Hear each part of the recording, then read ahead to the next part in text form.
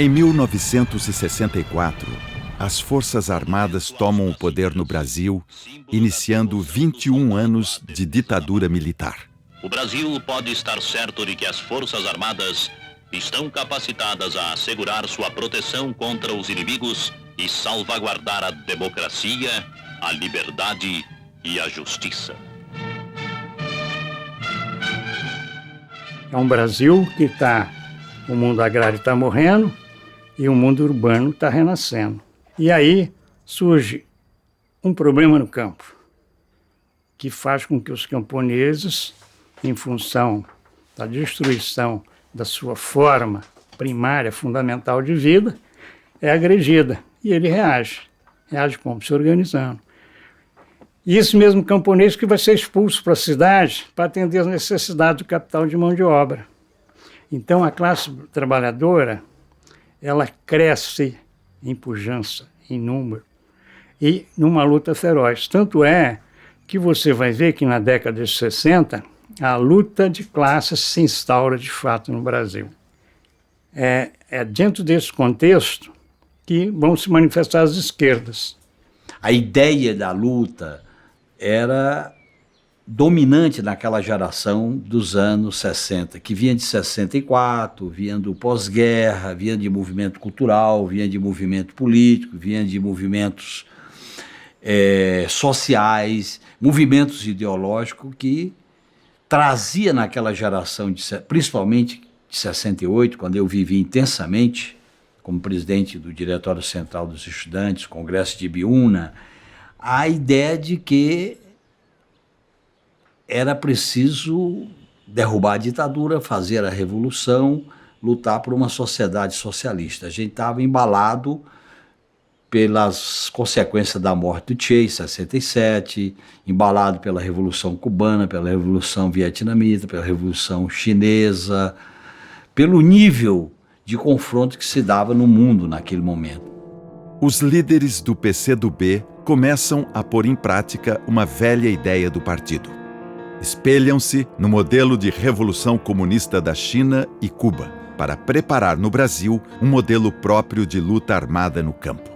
A luta na cidade começou a ficar um pouco tanto quanto desigual.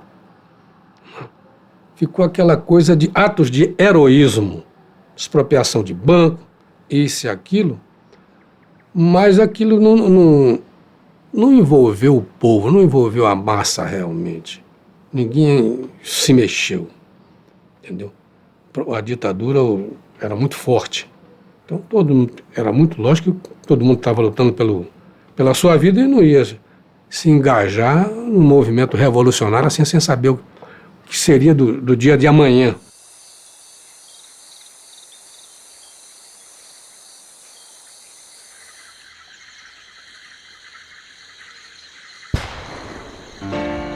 A região da selva entre Marabá e Xambioá, nas margens do Araguaia, era extensa e inexplorada. Reunia condições para agrupar um bom número de combatentes e iniciar, assim, uma guerra de longa duração com o objetivo de derrubar o regime militar.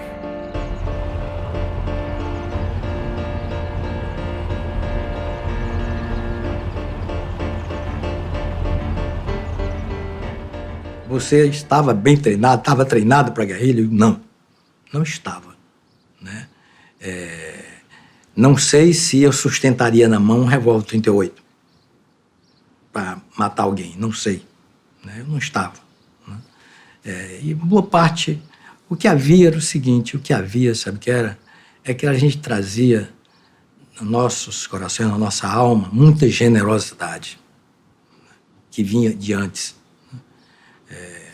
Mas eu não acreditava lá que fosse possível vencer, porque nós estávamos distantes. Eu acho o seguinte, nós tínhamos perdido, é como um peixe fora d'água, nós tínhamos perdido o contato com o mar, né? Estávamos longe do mar, né?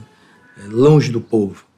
A vida era um treinamento, né? A vida lá, porque para sobreviver você tinha que caçar ou pescar. Isso faz parte da sobrevivência na selva. Para ir aos lugares, meu vizinho mais perto ficava mais de 1 légua da minha casa. Então você tinha que caminhar bastante, né? Para ir comprar, você ou ia a pé por Apinagés até São João, que eram os 2 dias de viagem, ou você ia de barco. Quer dizer, tudo isso faz parte do treinamento. O PCB tinha a seguinte concepção: nós temos que ficar nessa região para fazer o trabalho de massa, trazer a população para a guerrilha e defender com a ULDP, União pela Defesa e pela Liberdade do Povo, um programa político para transformar a região do sul do Pará numa espécie de área sob o controle da guerrilha. Se, pelo direito internacional, nações que tinham a mesma ideologia deles aceitassem como uma zona liberada, enchia de chinês, cubano, tudo ia para lá. E aí, nesse caso, o Brasil perdia metade do seu território, perdia a Amazônia toda. Esse foi o serviço que eles prestavam. Essas pessoas se jactam como guerrilheiros, eram aventureiros, não eram guerrilheiros. Nós queríamos mudar o Brasil, não é? Construir um regime. Não era a democracia que nós queríamos. Nós queríamos a democracia do proletariado. Era outra democracia, não era burguesa. Foi aqui, em Porto Franco, nesta pacata cidade do sul do Maranhão, que se instalaram os líderes da guerrilha. O ex-senador Maurício Grabois, seu filho André Grabois e o médico gaúcho João Carlos Haas Sobrinho. Viviam disfarçados como médicos e comerciantes. Daqui, planejaram como seria a ação armada nas selvas do Araguaia. Nacional sobre quaisquer interesses e a prevalência das soluções. Enquanto o comando da guerrilha se organiza em Porto Franco, o governo militar constrói a rodovia transamazônica. Os militares suspeitam que os guerrilheiros caçados pela ditadura estejam escondidos na região. A rodovia corta a floresta exatamente no local onde os guerrilheiros estavam se instalando. Entra em cena o Major Lício, militar que atuou na região norte como engenheiro de telecomunicações. Lício, que também era caçador, participará ativamente dos combates entre os guerrilheiros e o exército. Foi a primeira missão que eu recebi, achar a grande área de treinamento de guerrilha mencionada pelo Marighella. E eu já sabia que ficava entre Marabá, era Imperatriz, e Tocantinópolis. Então era ali na área. O comando da guerrilha, liderada por Maurício Grabois, se desloca do rio Tocantins para o rio Araguaia. Grabois, que foi o grande ideólogo da guerrilha, com quase 60 anos, tinha sérios problemas de saúde. Se as pessoas hoje não consideram meu pai um grande brasileiro, a ABIN considerou, porque quando eu peguei o habeas data dele, isso aí eu devo a ABIN saber. No habeas data ele diz: o mais importante teórico marxista da América do Sul foi Maurício Grabois. E morreu com 61 anos ao lado dos jovens, né? Ficou lá até o fim. Os guerrilheiros se organizaram em 3 destacamentos, A, B e C. Somando-se o comando militar, foi ocupada uma área de aproximadamente 7.000 quilômetros quadrados. O comando militar da guerrilha era formado por Maurício Grabois, Ângelo Arroio e João Amazonas. E aí as pessoas iam chegando, a gente ia criando, construindo outras casas, outras choupanas, outras casas de palha, e ia fazendo a organização de 3 grupos de 7, dava um destacamento. E a vida era uma vida muito intensa, muito difícil de se acostumar com a mata, de trabalhar na roça, de conviver com a população sem dar bandeira, sem dizer o que era. Nós temos 2 vidas. Nós temos uma vida legal como lavrador e temos uma vida que ninguém sabe, que é treinamento, leitura, estudo, entrar na selva para treinar propriamente dito. Então a gente ficava com essa dupla função. dois guerrilheiros se transformaram em grandes mitos do Araguaia: Dina e Oswaldão. Eles foram os guerrilheiros mais carismáticos e temidos da guerrilha. Dinalva Oliveira, a Dina, chegou à guerrilha ao lado do marido Antônio em maio de 1970. Era geóloga, mas ficou conhecida na região como parteira. Durante os combates, foi temida pelos militares por sua coragem, força física e fama de boa atiradora. A Dina era ela não era negra assim, preta, ela era uma mulher morena, do cabelo meio grosso. Pois é, ela não era, e ela era bonita, era uma mulher popular, conversadeira, educada. Dina, para mim, é uma figura assim incrível, porque ela era uma mulher combativa, muito firme, tinha capacidade assim, de comando e tinha capacidade de dirigir um ataque. Ela era destemida. Essas características de valentia e de força, ela adquiriu mais lá no Araguaia. Lá na guerrilha. Ela aprendeu tudo isso lá, porque aqui ela nunca tinha dado um tiro aqui. Né? Foi a única mulher que adquiriu o posto de comandante, vice-comandante do destacamento guerrilheiro. E ela atirava muito bem, a Dina, muito bem. Todo mundo falava que ela não errava tiro, não. Oswaldão tornou-se um grande mito para os militares, que o temiam, e também para os camponeses, por causa do seu tamanho e de suas façanhas. Antes de aderir à guerrilha, estudou engenharia mecânica na Universidade de Praga, na Tchecoslováquia, e foi campeão de boxe pelo Vasco da Gama. Trouxe como experiência um treinamento de guerra e guerrilhas na China. O que é que um fuzil, velho, eu fazia na frente de um guerrilheiro daquele? Um cara que fez curso no Panamá de guerrilha, que é que um Zé Mané e eu, o soldado, velho, um cara que botou a farda do exército ontem, eu combater com um cara desse? Essa ficção nós já tínhamos que o homem era macumbeiro, que o homem, a bala não acertava ele era benzido não sei de onde, era muita. Foi fazer um fantoche todo dessa história do Oswaldão, uma lenda. E a gente acreditava. Até porque a gente fazia as deduções por um povo desse, civil, um povo aí que não tem tanta coisa, enfrentar o exército brasileiro. Eles têm um trunfo na coisa. Não são bobo, não. Tem algum respaldo aí. Os guerrilheiros tinham um problema: o armamento precário para enfrentar o poder de fogo do exército. O camponês Josias Gonçalves aderiu à guerrilha ainda jovem e guarda consigo armas do mesmo tipo usado pelos guerrilheiros para combater os militares. Eu andava com ela praticamente só assim. Outros andavam assim. Agora eu nunca gostei de andar com arma assim. Não, aqui tinha um rapaz aqui, mas ele gostava de andar com ela pendurada, né? Por quê? Acho que eu fico com as mãos desocupadas. É o sentido que eu faço. Agora eu confio muito nela, né? Mas é na minha mão. Pendurado não. Não tinha arma.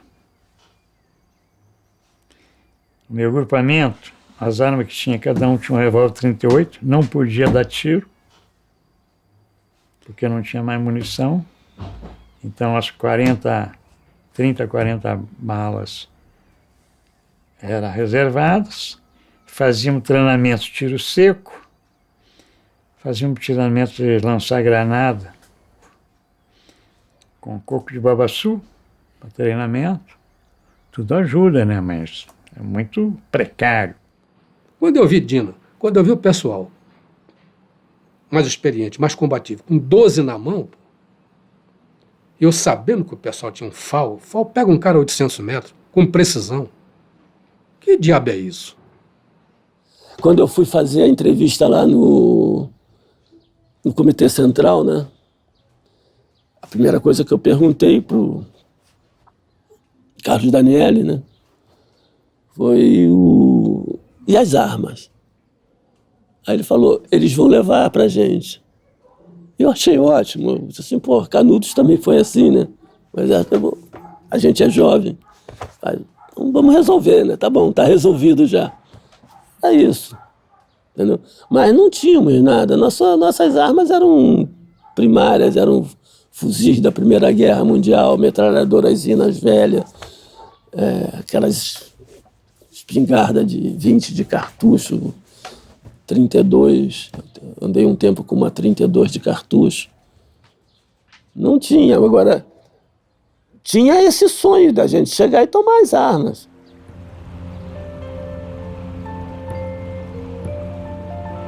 Três desertores irão colocar em risco o sigilo do movimento guerrilheiro. O casal Teresa e Pedro Albuquerque e a estudante de medicina Lúcia Regina. Foi uma história de amor que empurrou Pedro e Teresa, que chegaram casados à guerrilha, para uma fuga desesperada. O casal resolve fugir. Quando eu fiquei grávida, aí reacendeu em mim a vontade de ser mãe e de querer ir embora. Foi quando nós colocamos para o partido, né? Para as pessoas que estavam lá. E até eu me propus a ficar, a ter a criança, o bebê lá, mas era inviável. Realmente era você ter um bebê numa situação totalmente, né, muito precário, não somente precária a questão da saúde, como de segurança também, né, numa área de guerrilha. E aí propuseram o aborto. O que eu fui terminantemente contra, e foi quando eu coloquei para o Pedro e disse, eu vou me embora. E a Teresa chegou para mim nesse dia e disse, Pedro, eu vou sair. Você me acompanha? Eu olhei para ela e disse, te acompanho. Peguei, tinha um revólver só, peguei um revólver, botei dentro lá no toco de uma árvore que a gente tinha combinado, botar as coisas lá. Deixei um bilhete para o partido, dizendo a razão que estava saindo. Isso foi uma coisa muito dramática, principalmente para mim. É muito dramática, porque a minha ligação com o partido era muito forte, né? Mas, ao mesmo tempo, eu estava consciente, né, de que eu estava praticando ali um ato também muito humano e de pai, de marido da Teresa. Nós nos amávamos. E eu tinha fechado com a Teresa a posição de que ela teria filho. A Transamazônica é um passo imenso no sentido da ocupação racional de uma área que se caracteriza por um vazio demográfico só comparável ao das desoladas regiões polares. O coração da Amazônia é o cenário para que se diga ao povo que a revolução e este governo são essencialmente nacionalistas, entendido o nacionalismo como a afirmação do interesse nacional sobre quaisquer interesses.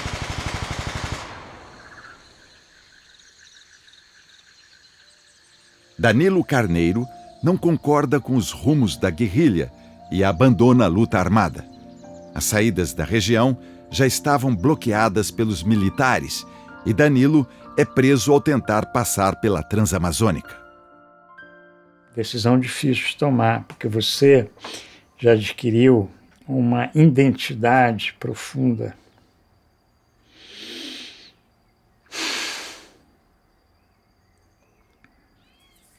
Com os companheiros. Decisão dura, difícil de tomar. E do outro lado, estava convencido interiormente que a gente não tinha chance. Como é que faz? Quando eu vejo o helicóptero aterrissar no meio da Amazônia, que era uma região mais ou menos plana, né? Eu tinha certeza que era em cima de mim. Aí vim correndo, uns 15 caras. Atrás um capitão. Não mate, não mate, não mate. Aí eles, coronhadas de fuzil, me furaram de baioneta para todo lado, afundou a mandíbula, arrebentaram aqui uns 10 dentes, e trucidaram ali, pá, pá, e o capitão gritando, não mate, não mate, não mate. Aí é lógico que você tem que lutar de acordo com as suas possibilidades, né? Eu falei assim, a única coisa que eu posso fazer para o companheiro é retardar o processo. Em abril de 1972, 6 meses depois de deixar o Araguaia, Pedro Albuquerque é preso em Fortaleza. Fui atrás de emprego, que a minha filha estava nascendo. Eu não tinha documentos e fui tirar documentos. Na ocasião, eu sou reconhecido, sou preso. Na prisão, eles sabiam, eles tinham informação da guerrilha. O que eu fiz foi confirmar, quando eu disse que estava em Xangri-Lá. E aí eles localizaram o Xambioá.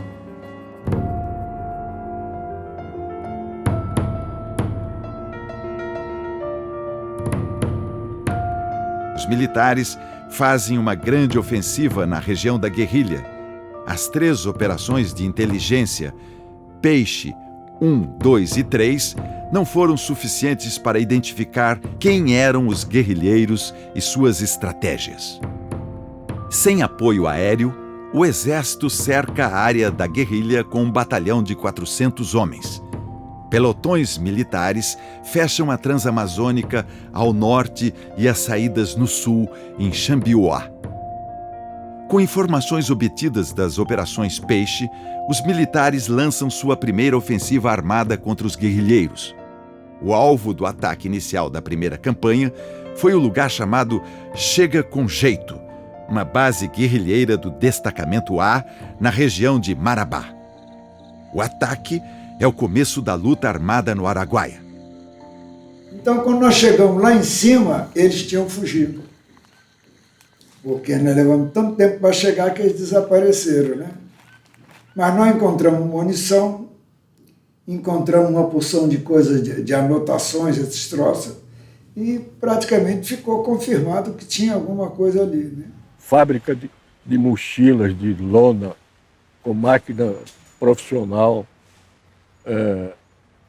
grande quantidade de comida, grande quantidade de material de medicina. Então nós destruímos tudo. Aproveitei e descarreguei toda a munição de metralhadora, arrebentei tudo.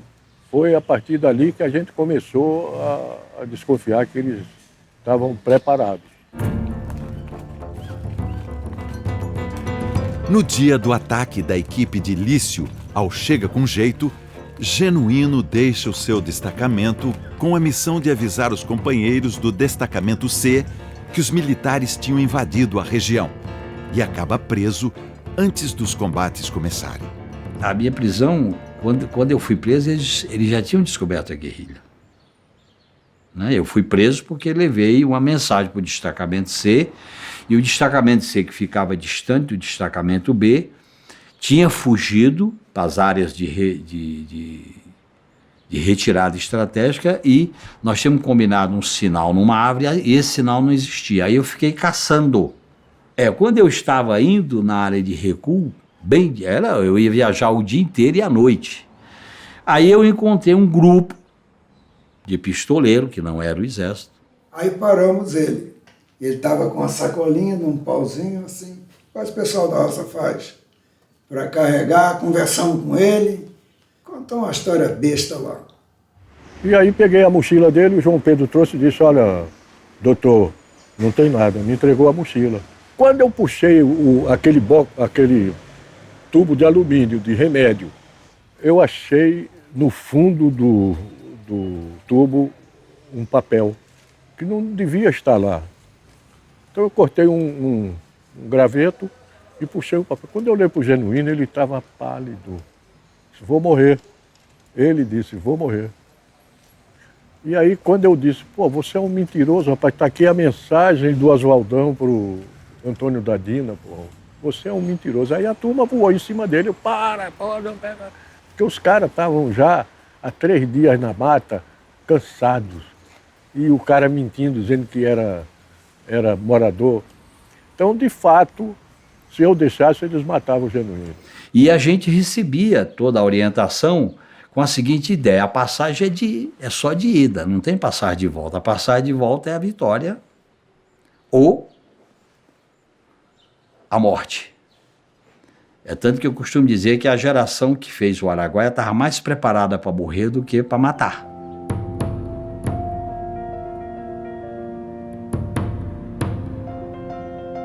Maurício Grabois começa a escrever um diário.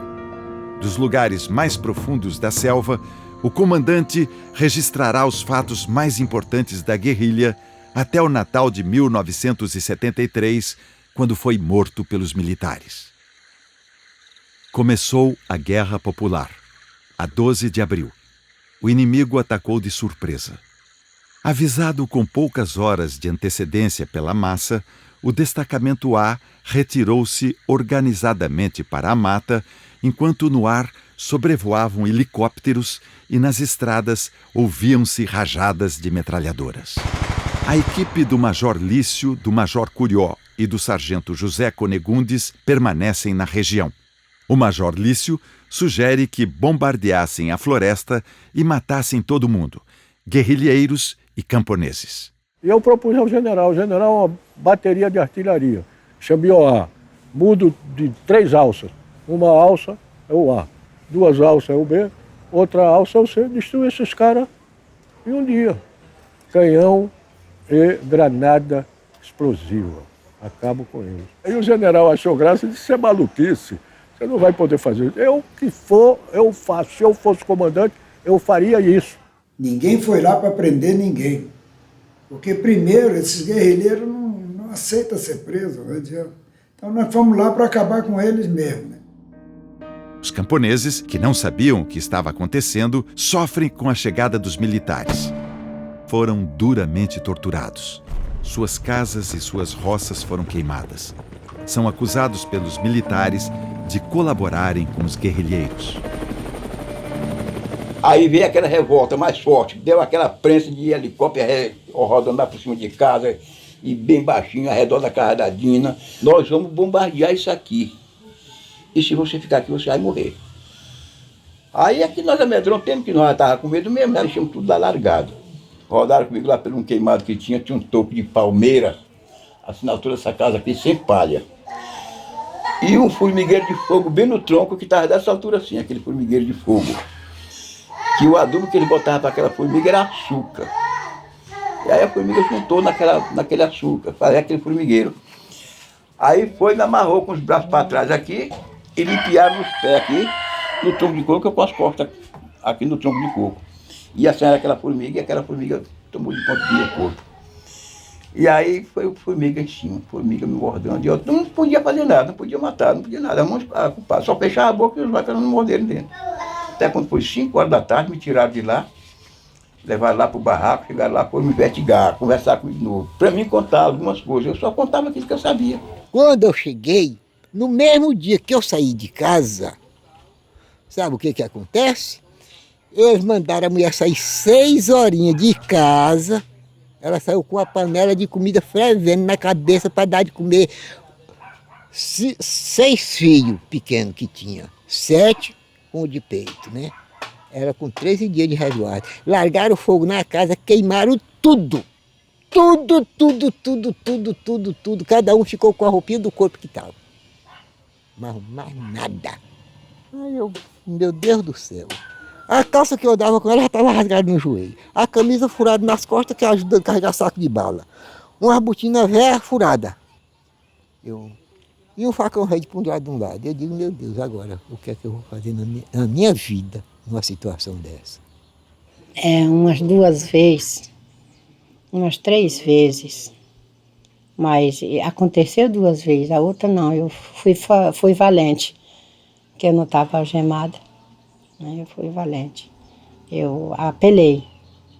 Eu fiz o que eu podia fazer. Por isso que eu fui mais para frente. Na frente da minha irmã, ali na Santa Luzia. Ele tanto fazia com as mulheres aquilo ali, como com os homens também. Seu manezinho, não sei se está vivo, morto, eles amarravam ele lá no pau de amarrar o jegue. amarrava os pés do homem e ele não respeitava as crianças. Por isso que eu falo que aquilo não era polícia, não é possível.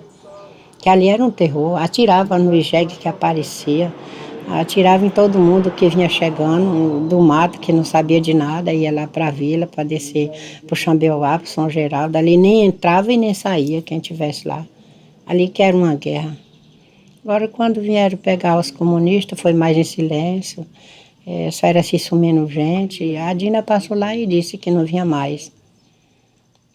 Contou a situação. Ela porque se despediu de você? Foi. Dina, então? Passou, despediu. Ela disse, talvez nós não vamos se ver mais não, porque eu vou embora, a gente está sendo perseguido. E aí eu, por quê? Não, porque a gente quer a igualdade, a democracia, nós somos do PCdoB, e ele chama de terrorista, mas nós não somos terroristas, não.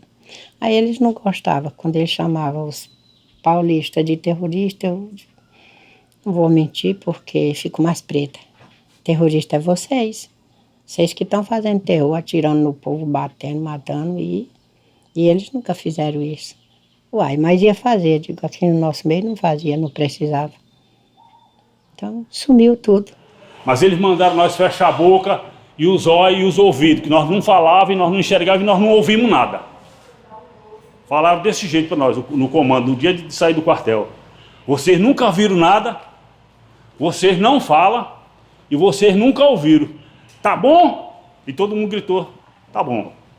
Chegava os cidadãos da mata, que a gente era filho da região, conhecia o povo da mata também, né? Conhecia os camponeses, os castanheiros. Aqui morreu muita gente inocente, meu amigo.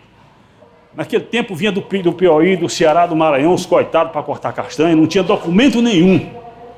Tirava o atestado de conduta, igual eu falei na delegacia, ia para o mato, moiava aquele papel, que não tinha plástico, né? Então prendia o povo lá e levava para o pau de arara. Amarrava os 4 pés, os pés e as mãos, pendurava na forquilha e o cara ia contar. Se o cara botar o dedo numa porta dessa e você começar a fechar, você diz o que você não fez para você se liberar, né? Mas ele vai forçar até arrancar a cabeça do dedo. Eu vi um cidadão no pau de arara, pendurado, com essa vela de igreja, essa vela bem grossa, assim, comprida. Pediram a vela de igreja lá, acendeu. Se a vela de igreja desse jeito assim, ela custa queimar, não custa? Mas ela ela queima rápido, né? Enfiaram no ânus do cidadão a vela acesa para ele contar a história. Aí ficou lá o comandante. Isso eu estava enxergando assim, que eu estava de serviço aqui, né? E a vela foi queimando e criou aquelas 2 papocas de fogo na boca do ânus.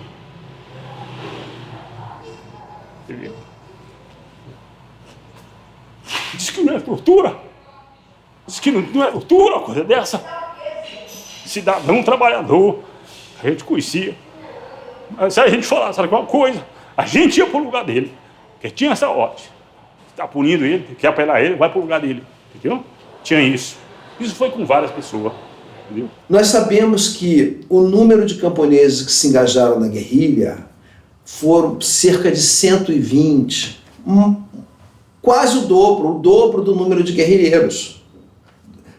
O dobro do número de jovens que vieram das cidades. Esquecidos. O número de camponeses mortos e desaparecidos é quase igual aos garotos mortos e desaparecidos. 40 anos depois da guerrilha, os camponeses daquela região, do sul do Pará, do Brasil, de um modo geral, continuam esquecidos, perdidos, oprimidos.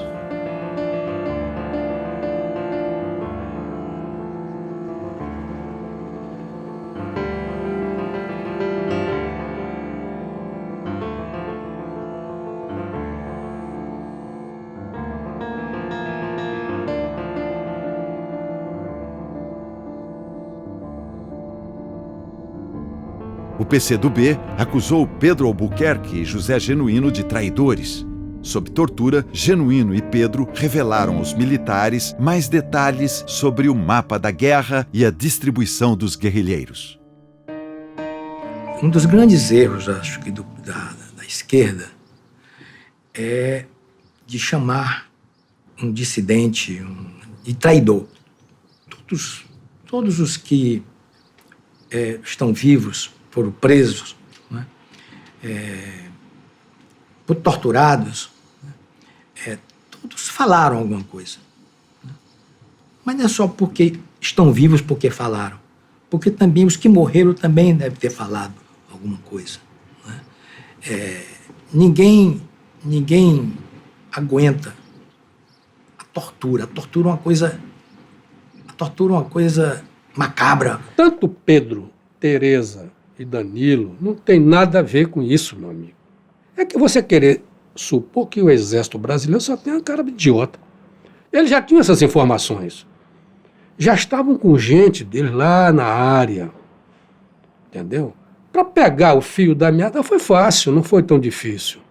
Você tem o pessoal da Vapalmar, da Colina, de outras organizações espalhadas por aí, sabendo que o PCdoB estava alojado de outro lado. Então pronto. Agora o Pedro levou um aperto violento. Não foi brincadeira. Dizer que eles contaram que havia uma guerrilha ali é brincar com a história e é ser desumano. Porque quando essa turma foi presa, o exército já tinha álbuns com as fotografias de todo mundo, boa parte dos que estavam na guerrilha. E já sabia como que se movia o movimento. E um guerrilheiro, quando vai para a selva, ele sabe, tem uma certa parte da história. Assim como os militares, tudo é muito compartimentado. Se ele cair, ele vai contar só uma parte da história. Já está previsto que ele vai cair. Essa é a lógica. Então, quando o Pedro foi preso e contou e delatou, segundo alguns, a guerrilha, o exército já estava na região, já sabia quem era quem, já estava totalmente infiltrado. Mas quando cheguei em Brasília, eu não fiquei lá umas 2 horas nessa cela, já me tiraram. Me leva lá para baixo, me joga lá numa sala. Quando o capuz sobe assim, até a testa, porque não estava amarrado, sobe. Quando eu olho na minha frente, como você está assim, eu vejo uma botinha, eu olho o Fleury. Aí começa uma tortura infernal. 1000 vezes melhor do que aquilo que eu tive lá em Belém, lá em Marabá, muito pior. Quando eles me tiram dessa solitária novamente e recomeçam, entra uma situação complicada, porque numa das sessões de tortura que eu desmaiei, quando eu acordo, estava em pé o general Bandeira e o Fleury, ele batendo com a bengala na minha cabeça, dizendo assim: eu quero informação, nem que você tenha que trucidar esse cara. Mas nesse dia, eu enlouqueci.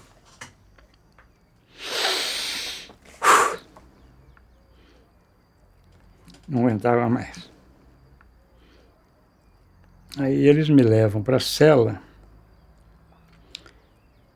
e eu começo a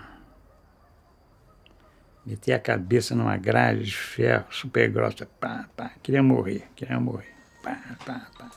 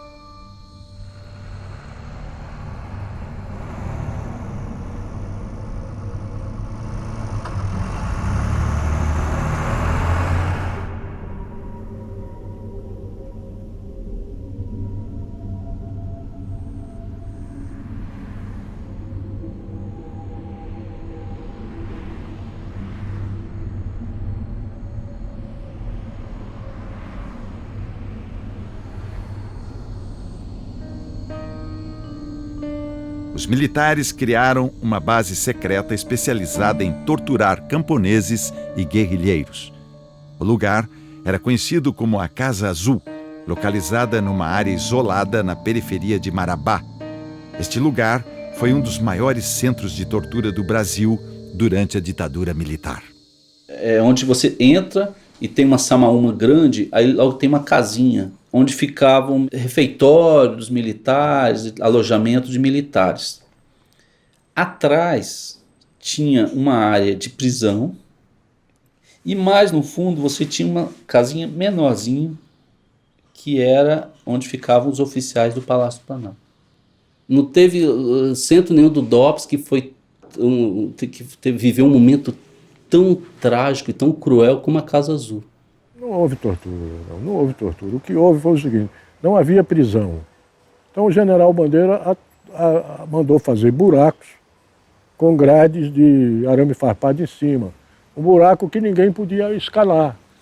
Era prisão, o que é que você ia fazer? Amarrar os caras? Ver assim, sendo executado não. Torturado, a gente não era permitido ir lá olhar, mas a gente escutava os gritos, berro, o desespero. Isso aí era natural, a gente ouvia só 2 horários, de dia e de noite.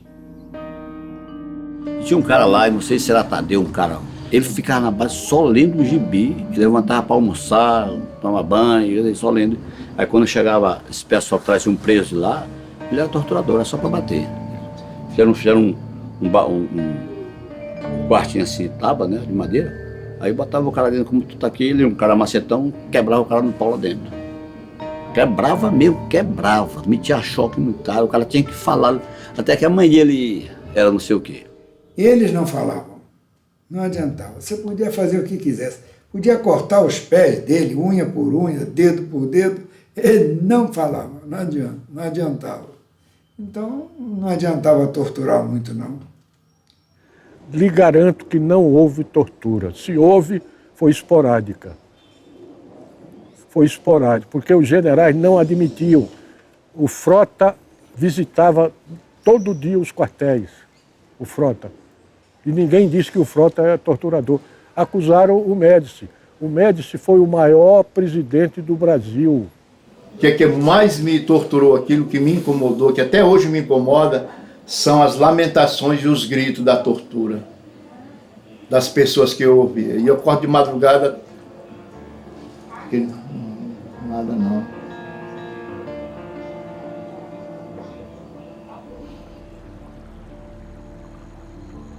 Faz precisamente um mês que a luta começou. Tudo faz prever que a guerra popular tende a se desenvolver, tendo sempre em conta a defesa contra o inimigo, preparar ações de emboscada, assalto e fustigamento. No dia 7 de maio, morre o primeiro militar. Oswaldão mata o cabo Rosa. A guerra estava declarada. Os guerrilheiros comemoram e os militares têm um companheiro para vingar. No dia 25 de maio de 1972, a guerrilha anuncia a sua existência. As forças guerrilheiras do Araguaia lançam a ULDP, um manifesto em defesa do povo da região. Durante a primeira campanha, os militares lançam mais uma operação. A missão é atuar na região a fim de reconhecer, capturar e destruir o inimigo. Os militares contam com 244 homens nesta operação, 25 oficiais e 219 soldados. Um novo incidente abala a guerrilha. Morre o primeiro guerrilheiro, Bergson Gurjão, numa emboscada do Exército. O estudante de Química da Universidade Federal do Ceará era o subcomandante do Destacamento C. Novas tropas estavam chegando e nós começamos a perceber, por conta dos voos dos helicópteros na área, que eles não localizaram. A gente percebeu que se deslocou, caímos numa armadilha, a bala comigo. E vi os colegas todos, os meus companheiros todos abrindo para dentro do mato. Então deu para o pessoal abrir com muita árvore. Então a bala batia e espirrava, entendeu? Mas feriu um ou outro. Mas Bergson veio de frente logo, foi pego. Dagoberto Alves da Costa, o Miguel, o último guerrilheiro a se incorporar à guerrilha, foi preso apenas 52 dias depois de chegar ao Araguaia. Foi barbaramente torturado para revelar a identidade de seus companheiros e seus planos de combate. Eles tinham uma preocupação muito grande. Quem são os chineses? E onde fica a rádio? Onde está localizada a rádio? 5 meses após os conflitos, os militares mudam o rumo dos combates e preparam a maior mobilização de tropas no Brasil desde a Segunda Guerra Mundial. Ao amanhecer, tropas governamentais desembarcam nas cercanias da cidade de Bela Vista à procura dos guerrilheiros. A segunda campanha mobilizou na região do Araguaia todas as forças armadas, Marinha, Exército e a Aeronáutica. A operação secreta ganhou o nome de Papagaio.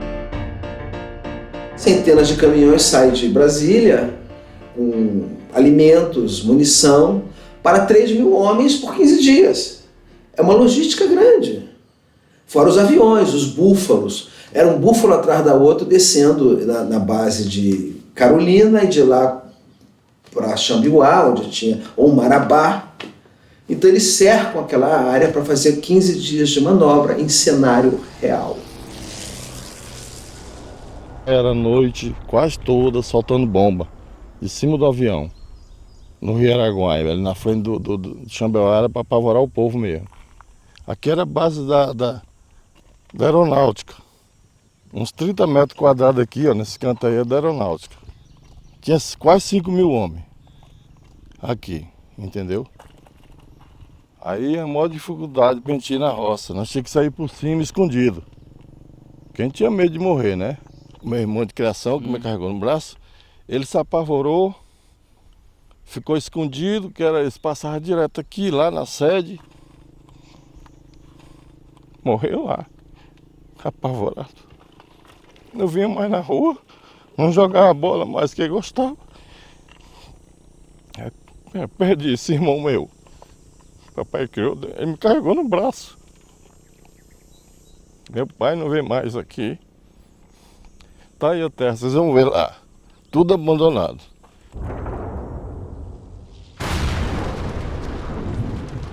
Os militares montam as bases do Manobrão. Na segunda campanha, as tropas são espalhadas pela área de conflito.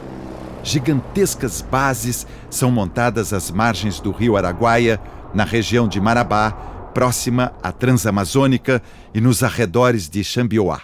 Assistência médica é um dos aspectos da ação social exercida pelas Forças Armadas nas regiões do interior do Brasil. Como você imagina? Você chega com um monte de tropa, não tem como você não sabe, aí você fala, vamos fingir que a gente está chegando com as tropas para fazer uma ACISO, uma ação cívico-social. Aí coloca os soldados lá para tirar uma cárie, cortar um cabelo, olhar se a pessoa tem leishmaniose, não sei o quê. Mais solenidade na escola com as crianças, levanta a bandeira, canta hino nacional. Enquanto isso, os outros estão patrulhando. Imediatamente os guerrilheiros ficaram sabendo. Tinha 15 dias exatos de operações conjuntas. Data para começar, que foi dia 20 de setembro, e data para terminar 5 de outubro. Nos 10 primeiros dias, os militares ficavam marchando em volta tudo dentro da cidade, marchando em volta dos acampamentos, com medo de entrar na mata. Até que os guerrilheiros matam um sargento de Manaus, o sargento Abraim. Aí a tropa ganha ímpeto, especialmente o pessoal de Guerra na Selva de Manaus. Ganha um certo ímpeto e começam a caçar guerrilheiro. Matam 12 em 10 dias. O helicóptero aterrissava lá em casa, no terreiro da minha casa, da nossa casa lá, para pegar os mortos que vinham do mato, tá entendendo? Tanto fazia ser polícia como ser terrorista, eles matavam e o helicóptero aterrissava no meio do terreiro ali e eles enrolavam em saco de plástico preto e eles mandavam nós entrar para dentro do quarto, viu? Entrar para dentro do quarto e eu pegava e curiava por a brecha e via eles passando com os mortos enrolados na lona e botava dentro do avião, do helicóptero e ia-se embora. Os guerrilheiros estavam cercados e mal armados diante da imensa força militar. Também não podiam contar com a ajuda do PCdoB, com mais guerrilheiros, remédios, armamento e munição. Era impossível romper o cerco militar. O PCdoB não tinha condições de nos ajudar. O PCdoB não tinha finanças, o PCdoB não tinha ação armada na cidade. O PCdoB não tinha armas como tinha a guerrilha urbana. Não tinha, porque o PCdoB era contra ações guerrilheiras na cidade. Finalmente, a guerrilha fica conhecida no Brasil. No dia 24 de setembro, o jornal O Estado de São Paulo rompe a censura militar. Noticia que o exército estava ali não apenas para fazer uma manobra de treinamento, mas para enfrentar guerrilheiros armados e refugiados na selva. Em 29 de setembro de 1972, morre Helenira Rezende, a guerrilheira Fátima. Estudante de Letras e Filosofia da USP, Helenira foi uma atuante líder estudantil, vice-presidente da UNE e praticante de atletismo. Foi torturada e morta a golpes de baioneta. Nós estávamos lá perto do Chega com Jeito, bem recuado, que deveria ser. O Zé Carlos até um tiro de fuzil passou só perto. Fez uma bolha desse tamanho no peito, ficou aquilo marcado, né? E nós recuamos. Completo 60 anos. Não é uma idade própria para um guerrilheiro, mas me esforço para cumprir meu dever de revolucionário. 2/3 de minha vida, precisamente 40 anos, dediquei ao partido. Agora estou nas matas do Araguaia, ao lado de jovens e bravos lutadores. O general Bandeira, no seu relatório final, mostra que os militares já tinham uma lista dos guerrilheiros e a quantidade de combatentes em cada destacamento. Destacamento A, 23 combatentes. Destacamento B, 21 combatentes. Destacamento C, contava com 15 combatentes. Bandeira afirma que os guerrilheiros tinham pouca munição, por isso era preciso eliminá-los rapidamente, pois seriam extremamente perigosos para a segurança nacional caso conseguissem armas de alta precisão. Reconhece que o foco guerrilheiro foi abalado, mas não eliminado. A ordem de voltar, ou seja, a manobra tinha terminado. A manobra estava prevista para durar 20 dias, e nessa o general Bandeira tem uma briga terrível com o alto comando do Exército. O general Bandeira dizia que estava vencendo, que pediu para continuar, estender o prazo e acabar de derrotar os guerrilheiros. E o Estado-Maior do Exército disse que não, que tinha um dia para começar, um dia para terminar, e o resto era paranoia do Bandeira. E aí termina a segunda campanha com todo mundo se retirando no momento que as tropas tinham cercado os guerrilheiros. E os guerrilheiros cantam a vitória.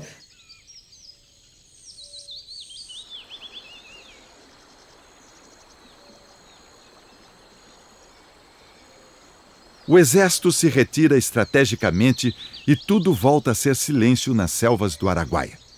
Os guerrilheiros se reorganizam. Mesmo isolados, sem a possibilidade de receber ajuda externa, optam por continuar lutando. A partir da segunda campanha, né, entre setembro de 1972 a setembro, começo de outubro de 1973, praticamente não houve combates. Quem ficou lá na região foi apenas soldados da polícia que cometiam desatino e com isso a população ficava contra eles, né? E foi feito um trabalho político, se iniciou um trabalho político por parte dos guerrilheiros. Eles saíram da mata e tentou fazer com que alguns camponeses aderissem ao movimento guerrilheiro, né? Há brigas entre os guerrilheiros que queriam recuar, porque olha, estão rasgando a estrada dentro dos nossos acampamentos. Eles vão voltar. E o comandante Mário, o comandante Grabois, dá ordens do centralismo democrático, de baixo para cima, de que somos inexpugnáveis e vamos resistir até o fim. E não recua. Não há uma retirada estratégica para outra área. Fim da paz nas matas do Araguaia. Durante este período de aparente trégua, em que os guerrilheiros se abastecem de alimentos, os militares implantam a Operação Sucuri. Desta vez, sem a presença das tropas fardadas, se infiltram na região disfarçados de lavradores e comerciantes com o objetivo de levantar a localização exata de cada guerrilheiro. Então, a Operação Sucuri levou quase 2 anos, né? sargento morando na selva, plantando, nego fez plantação de cana e ainda vendeu as canas, lá ganhar dinheiro ainda. Plantaram cana, batata doce, fizeram pomar, tudo, os caras moraram lá quase 2 anos. Então eles conheciam os guerrilheiros todos, eles ajudavam, faziam compras, eles saíam para fazer compra e os guerrilheiros pediam a ele, você faz fazer compra, pode trazer um arroz para mim, eu não sei o quê. Eles traziam, sabiam o que era, traziam, faziam amizade com eles. Então quando nós entramos para acabar com eles, a gente sabia tudo. E é neste momento que aparece uma figura, um capitão chamado Sebastião Rodrigues de Moura. Ele usava o codinome Dr. Luquini e mais tarde ele muda o codinome para Major Curió. Ele era o subchefe da Operação Sucuri no Araguaia. Para mim, o Curió é um herói do Araguaia. Eu estava preparando a minha equipe quando o Curió terminou a missão Sucuri. Era de informação, então eu chamei o Curió. Curió, como você não pegou ninguém, era o Dr. Luquini. Vem comigo que você vai aprender. Nessa fase, o Exército rasga 3 estradas a partir da Transamazônica, OP1, Operação 1, OP2, até hoje os nomes são esses, OP1, OP2 e OP3, que é estradas operacionais, estrategicamente entrando da Transamazônica, de Marabá, em direção aos acampamentos guerrilheiros, para poder a tropa entrar. Os confrontos entre militares e guerrilheiros voltam a acontecer no Araguaia no final da Operação Sucuri. No calor dos combates, morre o Dr. Juca, João Carlos Haas, o médico dos guerrilheiros e um dos comandantes mais combatentes da guerrilha. Uma grande perda para os guerrilheiros.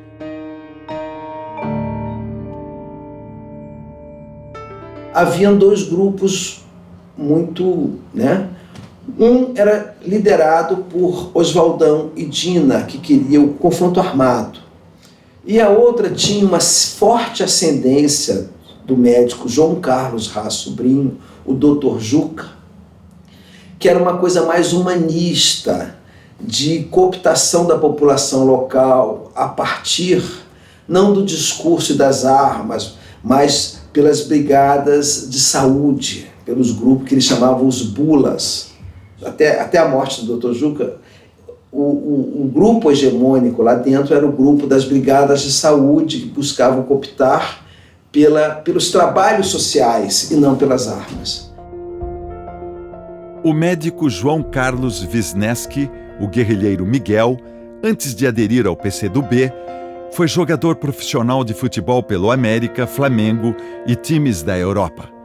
Foi o guerrilheiro que mais lutou no Araguaia e conseguiu sair de lá com vida. Após 2 anos fugindo do inimigo, diverge dos rumos da guerrilha e decide abandonar os combates. Eu achava que nós não podíamos ficar ali na área. Nós tínhamos que recuar mais ainda. Deixava a gente lá, mas recuávamos, mas não precisávamos ficar ali. Porque, como eu falei para ele, eu digo, eu estou me sentindo aqui como um bonequinho de parque de diversão, que fica o cara atirando nos bonequinhos, eu estou passando, entendeu? E isso não vai dar certo. Era com o Maurício Grabois. Com o Maurício. Porque nós não tínhamos grande conversa, que a gente falar tudo baixo, mas em algumas oportunidades fazíamos reuniões. E nas reuniões eu me pronunciava. Eu acho que foi aí que eu me queimei. Entendeu? Mas eu tinha que fazer o que eu tinha que fazer, a minha consciência, o que eu achava. O erro maior da guerrilha, que eu acho, foi ter uma cartilha de guerrilha. Guerrilha não tem cartilha. Como é que eu vou fazer uma cartilha de alguma coisa que é inusitada? Eu não sei o que vai acontecer, pode acontecer tudo. Você tem que criar. No final de 1973, os militares iniciam a 3ª e última campanha. Ao contrário das operações anteriores, com tropas fortemente armadas, agora a ordem é caçar, matar e sumir com os corpos dos guerrilheiros. foi implantado um clima de terror no Araguaia. Guerrilheiros são decapitados, presos e assassinados a sangue frio. Seus corpos são jogados de helicóptero sobre a imensa Serra das Andorinhas. Primeira e segunda campanha eram tropas fardadas, com nome na lapela, Soldado Silva, Major Taumaturgo, tudo aqui na lapela. Nesta, eles mudaram as estratégias. A primeira coisa, o comando deixa de ser das tropas regulares e passa a ser o comando do Centro de Informações do Exército, CIE. Ou seja, o comando passa a ser com a comunidade de informações, de inteligência e informações, que tinha virado um Estado paralelo dentro do Estado brasileiro. Em vez de ser tropas regulares contra rebeldes, conforme as táticas tradicionais de luta, as guerras de partisãs, eles engavetam esse manual e passa a ser partizã contra partizã, guerrilheiro contra guerrilheiro. Então, cada militar que entrou na mata passa a ser um guerrilheiro. Trajes civis, nomes falsos, armas leves e ordem de não fazer prisioneiros. As violações de direitos humanos estão todas concentradas aí. Execução de prisioneiros, tortura para extrair informações, deixar corpos e sepultos de brasileiros para trás, decapitação. A guerrilha é a guerra mais suja que existe, né? A guerrilha é o seguinte: quem vê primeiro atira e depois identifica. Quando o Exército iniciou a Operação Marajoara, a guerrilha se mantinha ativa. Havia 56 guerrilheiros em combate, 22 no destacamento A, 12 no destacamento B, 14 no destacamento C e 8 pessoas no comando militar. A operação não tinha prazo para acabar. Duraria até que tombasse o último guerrilheiro. Damos ênfase no pessoal de Força Especial. E aí começou a fluir a guerra de guerrilha nos padrões ideais. Nesta fase da terceira campanha, o Exército recrutou novos soldados, jovens que moravam na região. O treinamento desses recrutas foi desumano. Dentro desse treinamento a gente tinha todo tipo de tortura que você pensar fazia com nós dentro da selva, para poder combater os guerrilheiros e camponeses da região. Só que a aplicação da tortura primeiro era em nós, os recrutas da época. Eu fui crucificado, eu fui botado dentro de tambor. Se o senhor não sabe o que é uma crucificação, tira toda a roupa da pessoa, depois bota um espeto feito de ponta de pau dos dois lados aqui, bota outro aqui, bota outro aqui, bota outro atrás, outro embaixo do braço, outro embaixo do outro braço, outro entre as pernas. E depois amarra um cipó num saco da pessoa pelado, passa por lá, os outros soldados passam tropeçando, e ali você tá e enche a boca de açúcar com água, espirra na pessoa pendurado num pau lá em cima e fica cheio de mosca, de besouro, de barata, de abelha, moribundo, tudo ferrando a gente. Você não pode fazer nada, toma que você trisca, fura. Então você tem que resistir. A gente passou por isso, é terrível, vi os outros passarem e eu passei também. Então nós fomos instruídos para não sentir dor, não sentir pena de ninguém, tá entendendo? Então foi um martírio para todos, inclusive nesses treinamentos onde eu já até falei, em outras reportagens que perdi meus testículos, outros colegas ficaram aleijados, outros surdos, outros cegos, tá? Então isso tudo trouxe consequências. Depois que nós fundamos a nossa associação, já morreu 15 ex-militares que esteve na Guerra do Araguaia, todos em consequência de sequelas adquiridas dentro do quartel de 52 Bis, que na época era comandado pelo capitão Manuel Valder de Carvalho Lima. Tá? Então nós não tínhamos direito a falar nada, nós tínhamos direito só de obedecer.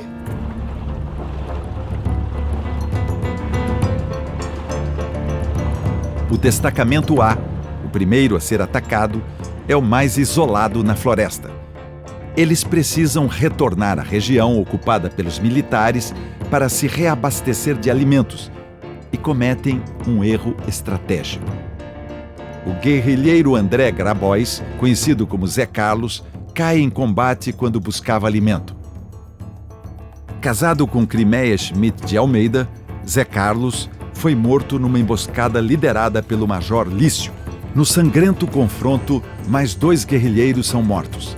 Foi uma das maiores perdas da guerrilha neste início da terceira campanha. Caçaram o porco, mataram o porco e estavam tratando do porco e conversando alto e tudo. E a gente estava a 500 metros, escuta tudo. Aí nós cortamos, chegamos lá pertinho, a metralhadora empurrando aqui, na metralhadorinha pequena empurrando. Me mostra, porra, os caras. Eu digo, olha, passa na frente, você está armado. Eu não tinha arma nenhuma, nada lá, só caçado na botinona de borracha. Chega encher d'água de suor. E, rapaz, eu passei baixo demais. E ele, não, porra, tem que mostrar, porra, mostra, porra, mostra.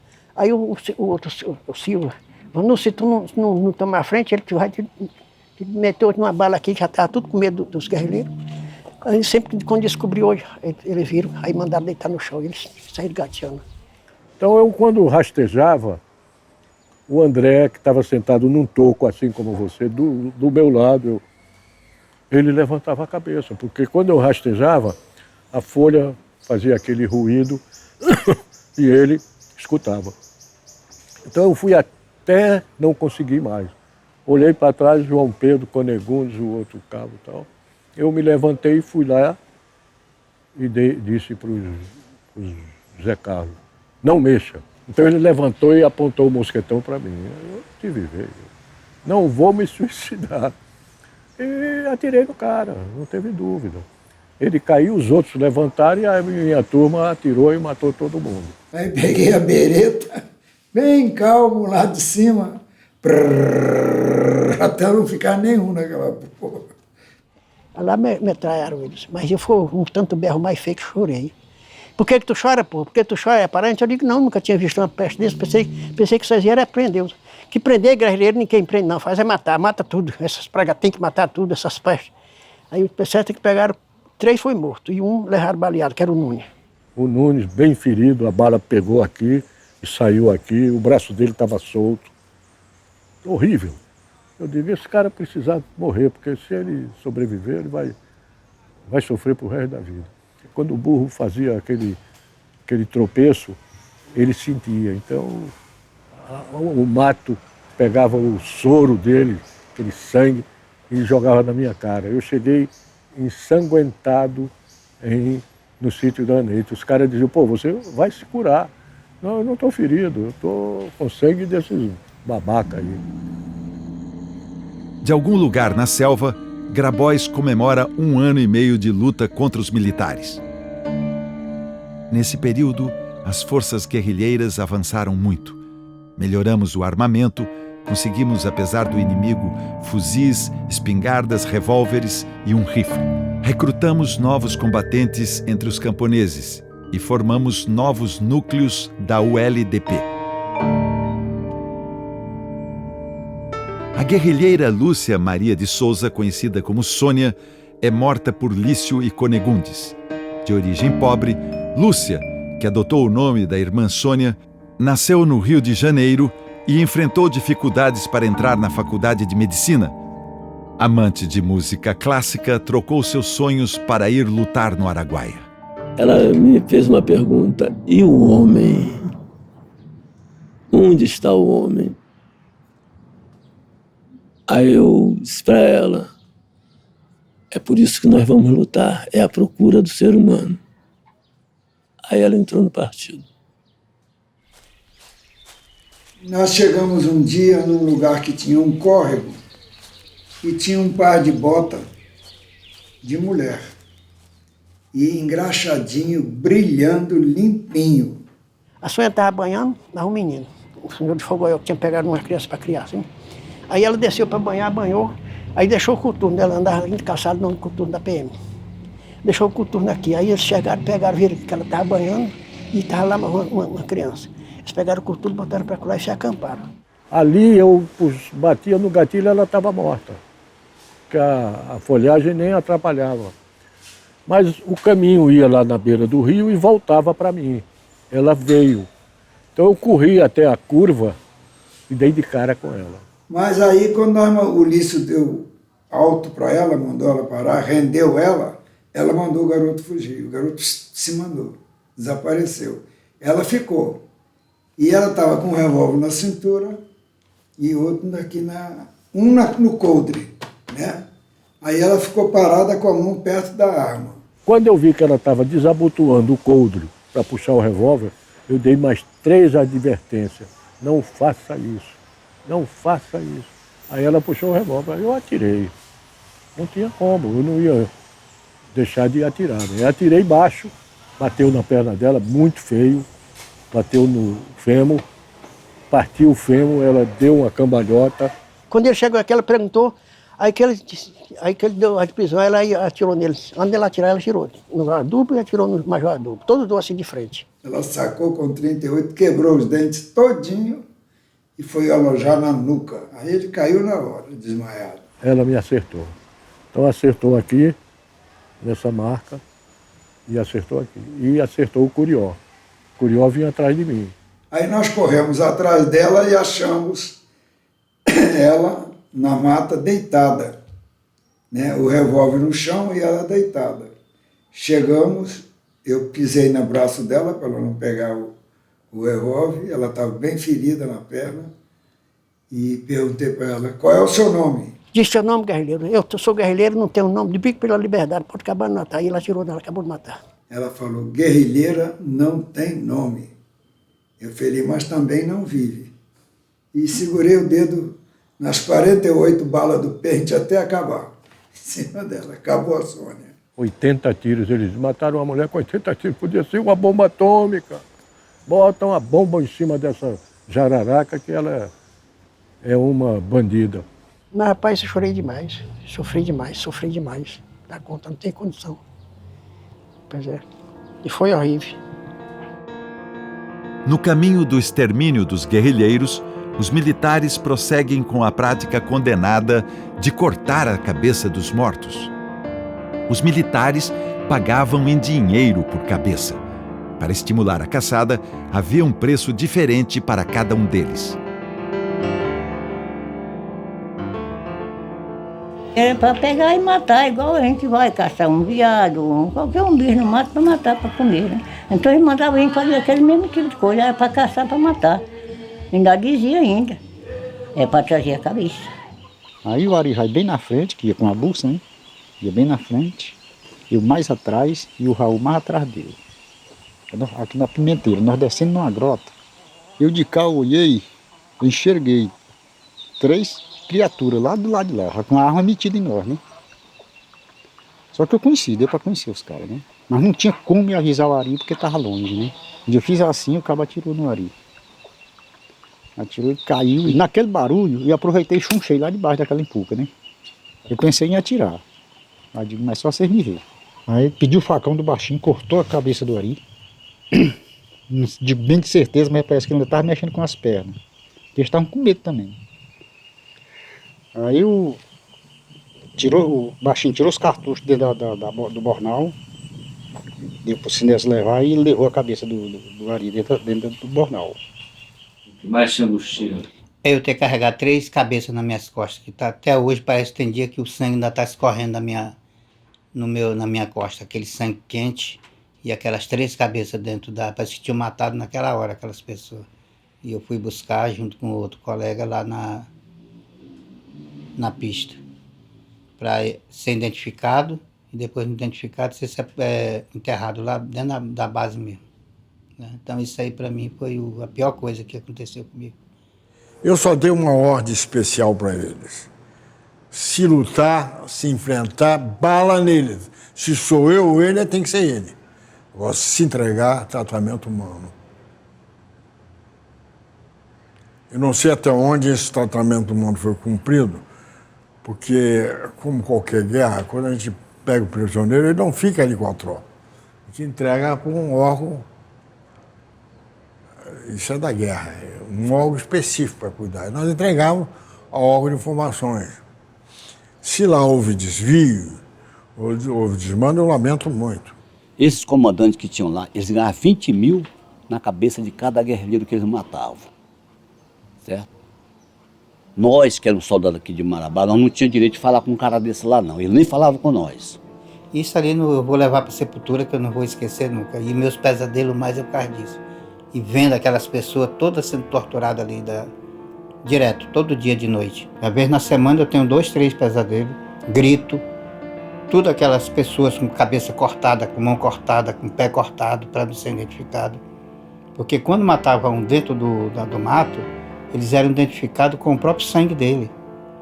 E a cabeça também era cortada, que era para mostrar em Brasília que aquela pessoa tinha sido eliminada, entendeu? Porque eu tenho uma família, mas os outros passaram a ser bandidos, pistoleiro aqui dentro do Pará, só para matar gente. Não tem só 1, nem 2, nem 3. E aprenderam, eu falo com toda, não tenho medo, aprenderam dentro do quartel a matar e não ter dó de ninguém. Parece que tinha vontade de matar um outro, e é o que eles muito fazem hoje, dos que serviram junto comigo. Um novo acontecimento muda os rumos do conflito. No final de 1973, a guerrilha vive seu momento crucial. Um ataque dos militares mata 5 guerrilheiros quando se reuniam para comemorar o Natal. Foi proposto uma reunião de dispersão. Ninguém aceitou. Nesse encontro aí foi que o Grabois foi assassinado. Oswaldão e Dina escapam no meio dos tiros. Era salve-se quem puder. Então, o Maurício Grabois, ele convoca essa reunião para organizar a fuga num determinado ponto. E um camponês entrega tudo em troca de dinheiro. O Ângelo Arroio, que era o subcomandante, em vez de assumir o comando, escapa da região, foge da região com o Zezinho. O que deixa Oswaldão e Dina revoltados com ele no comando. E o comando passa a ser exercido por Oswaldão e Dina. E a partir daí, não se pode dizer que houve mais guerra, houve uma caçada dentro da mata, né? Porque eles perderam o contato entre eles, o comando militar foi evidentemente dizimado, né? E, portanto, isso, claro, dificultou, juntando com as dificuldades já de sobrevivência por conta de eles já não terem mais as bases de apoio para se abastecerem. Antes de morrer, Grabois escreve pela última vez em seu diário: agravou-se a moléstia dos meus olhos. Estou enxergando com certa dificuldade. Penso em sair da região. Para mim, é bastante doloroso deixar as forças guerrilheiras do Araguaia. Em janeiro de 1974, segundo documentos militares, restavam ainda 33 guerrilheiros atuando na área. Não combatiam mais o exército e viviam em fuga permanente. É o período mais obscuro da história dessa guerra. Foram caindo em duplas ou em trio, principalmente em dupla, do mesmo modo. Fome, tentando escapar da região, morrendo de fome, leishmaniose, malária, se aproximavam em casa de camponês, o camponês prendia e vendia para os militares. Tomba Oswaldão, o grande mito da guerrilha. Seu corpo é içado de helicóptero para a população acreditar que o guerrilheiro invencível havia morrido. Eles passaram a cornelha, subiu com ele, ele saiu aí num penduradão, com aquele morenão. Rapaz, meu companheiro velho de muito longe. Poxa, eu dou no coração que eu deixei que ele era um ser humano igual nós. Josias Gonçalves, que lutou na guerrilha ao lado de Oswaldão, foi obrigado pelos militares a enterrar o corpo do amigo e companheiro. Sabia que tu ia enterrar ele? Não vai. Seu caso, enterra. Aí me entregou um enxadão sem, quase sem gume, sem a orelha desse tamanho, um caco de uma pá e mandou. Cava bem aí. Aí para botar, foi isso que botaram dentro, porque não dava conta de botar mesmo, né? Aí botaram ele dentro. Botaram não, jogaram. Ele ficou até meio assim.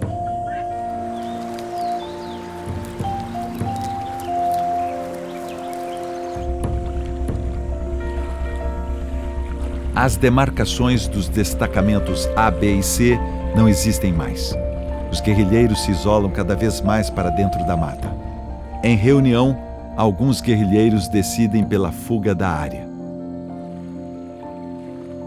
A guerrilha estava esfacelada quando Dina foi presa, sem resistência, desnutrida e doente. Após enfrentar os militares em mais de 2 anos de combates, morre assassinada a sangue frio a mulher que virou mito no Araguaia. O camponês entrega, né? Ela está com leishmaniose, cheia de pústulas, dá um dinheiro para um camponês arrumar roupas e uma rota de fuga, e o camponês pega o dinheiro e traz os militares. Ela é presa pelo Curió, totalmente depauperada, ela junto com a Tuca, que é a Luísa Garlipe, e levam ela no helicóptero para execução. Quem levou foi o sargento Joaquim Arthur Lopes, codinome Ivan. Desceram na mata. Quando chegou na clareira em que iria executá-lo, ela pergunta: "Você vai me matar agora?" Ele disse: "Eu vou, agora você vai ter que ir. Eu não quero morrer de costas, me mata de frente." Aí ele disse: "Então vira para cá." Aí ela virou. Segundo as testemunhas dos militares, teria exibido muito mais orgulho do que medo. Ele apontou a arma para o coração, deu um tiro no coração dela e deu um segundo tiro na cabeça para conferir e enterraram ali mesmo. Está desaparecida até hoje.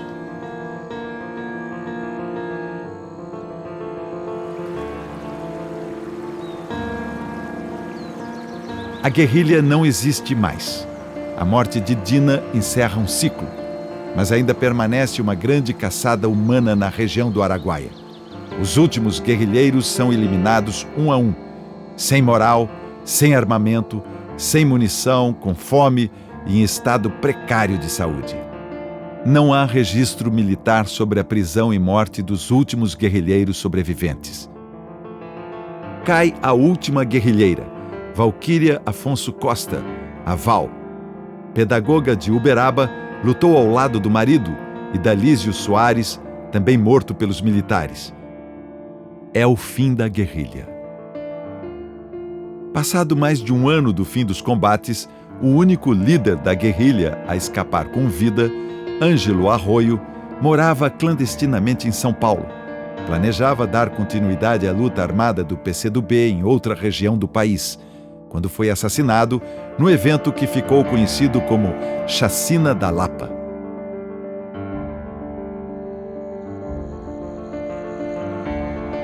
Após 2 anos e meio de combates, o exército aniquila a guerrilha e conta os mortos.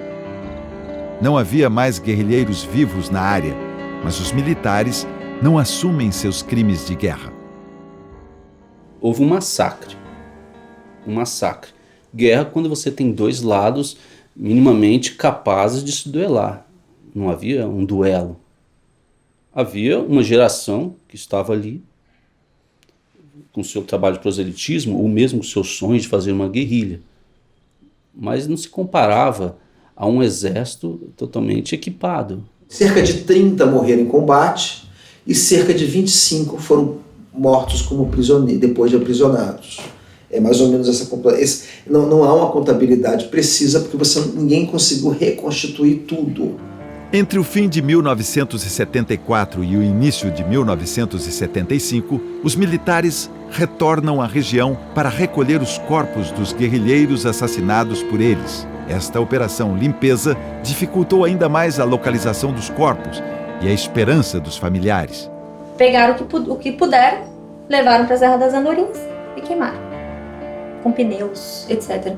E depois plantaram mato por cima, jogaram coisa e foram-se embora. Foi a operação limpeza. Para que a verdade possa vir à tona, é preciso também encontrar os corpos de mais de 58 pessoas desaparecidas. As famílias clamam por justiça e pelo direito de enterrar os corpos de seus parentes. Teve a operação limpeza lá, eles foram lá porque a população nos disse, aqui é fulano, ali está Beltrano. Quando eles viram que a população sabia indicar o caminho, Eles foram lá, fizeram a operação limpeza, tiraram todas aquelas ossadas, você não sabe para onde levou. O que foi descoberto, os 3, foi descoberto por nós. A Maria Lúcia Petit, em 91, o Bergson Faria e o Velho Chaves. Agora, o Velho Chaves jamais vai ser reconhecido, porque só a família pode reconhecer. O Velho Chaves era mais velho que meu pai, era de 1907. Então, e agora, meu filho, as minhas esperanças todas terminaram. As ossadas do Araguaia, hoje, elas são em torno de 30 ossadas que estão em Brasília, uma parte no IML, Instituto Médico Legal, e outra parte que está no HUB, numa sala cofre, de responsabilidade do próprio HUB e da Comissão Especial de Mortes Desaparecidos Políticos. Até hoje, dos exames de DNA que foram feitos, nenhum indicou que essas ossadas têm correspondência com o sangue dos familiares que estão no banco de DNA. Há mais de 50 brasileiros deixados para trás e que as famílias têm o direito de... Eu não sei se consegue encontrar o corpo de todos, de alguns sim, mas as famílias têm o direito de, ao menos, saber da reconstituição das circunstâncias da morte de seus entes queridos.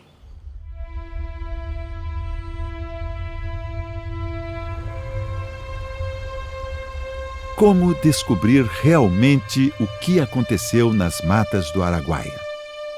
Quem são os responsáveis pelas atrocidades cometidas? Onde foram parar os corpos dos guerrilheiros mortos? Eu acredito que questões óbvias que são os arquivos dos centros de inteligência que podem destravar essa história do Araguaia. São esses arquivos que faltam para montar esse quebra-cabeça, ou pelo menos para dar continuidade a essa narrativa histórica. Sem a abertura desses arquivos, não é possível ir além do que a gente foi até agora. A ordem foi para destruir. Porque o pessoal sabia que eles sempre vêm na revanche, estão sempre atrás. Eles não descansam. A Guerra do Araguaia nunca foi assumida pelo regime militar, assim como até hoje ela continua no anonimato e ausente da história do Brasil. Uma ditadura, ela sempre trabalha na perspectiva de que a história ela vai ser zerada. Eles vão, de qualquer maneira, tentar fazer, e fizeram então, por um certo tempo, né? Por um certo tempo a guerrilha do Araguaia ficou no anonimato, né? Inclusive na região. O Curió permaneceu na região para evitar que se comentasse, inclusive, sobre a guerrilha do Araguaia. O Brasil, né, os militares não pediram desculpa à nação. Tinham que ter pedido desculpa pelo que fizeram. Porque eles não fizeram só com os protagonistas dessa causa, que era uma minoria. Eles fizeram com a grande maioria que não defendia a causa que nós defendíamos, mas queria realmente a democracia. Não queriam a ditadura. Então eles fizeram isso. Então, no Chile, os militares pediram desculpas. Aqui, essa desculpa não foi feita de modo institucional. Eu não fui para a escola militar para ser engenheiro nem poeta. Eu fui para matar gente. E matei esses cabas safados como mataria hoje o Genuíno. Então eu sou responsabilizado pelo Genuíno ter saído vivo. Os caras da minha turma, meus colegas, dizem: você, para mim, é um banana. Você deixou o Genuíno vivo. Eu quero que o Estado brasileiro cumpra a sentença do Araguaia. Que diga aonde, quando, como eles morreram. É isso que os governos civis que sucederam aos governos militares, todos, né, tem uma dívida histórica conosco. Vamos atrás dos verdadeiros, vamos atrás dos documentos, vamos atrás de quem é quem, vamos atrás do primeiro da hierarquia até o 22º. E vamos atrás de reconstituir de fato essa história, porque é um hiato na nossa história.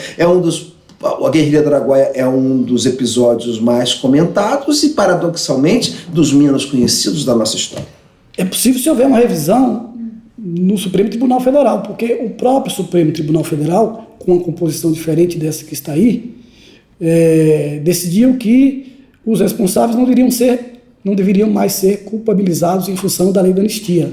Há toda uma discussão polêmica em torno dessa lei da anistia e da maneira como ela foi assinada. Hoje, para a gente tratar a história, principalmente a história da guerrilha do Araguaia, A gente precisa ter muito cuidado no tratamento com as pessoas. Não se esquecendo que as pessoas são os arquivos, mas elas são arquivos vivos e elas vão morrer. Se a gente não trata com devido respeito, a história do país vai morrer com elas.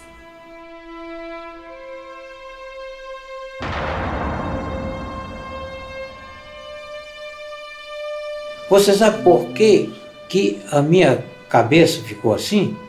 De não poder voltar mais. O que houve no Araguaia foi genocídio.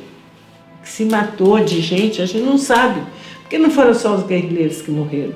Eu perdi todos os amigos lá, que não escapou ninguém do ar. Meus amigos não escapou ninguém. Mas o que me marcou realmente, até hoje eu recordo assim com certa amargura, a perda daqueles amigos. Gastei 20 anos para me recuperar, fiz 30 cirurgias, uma luta cotidiana, feroz. Cada dia uma conquista, cada minuto uma conquista.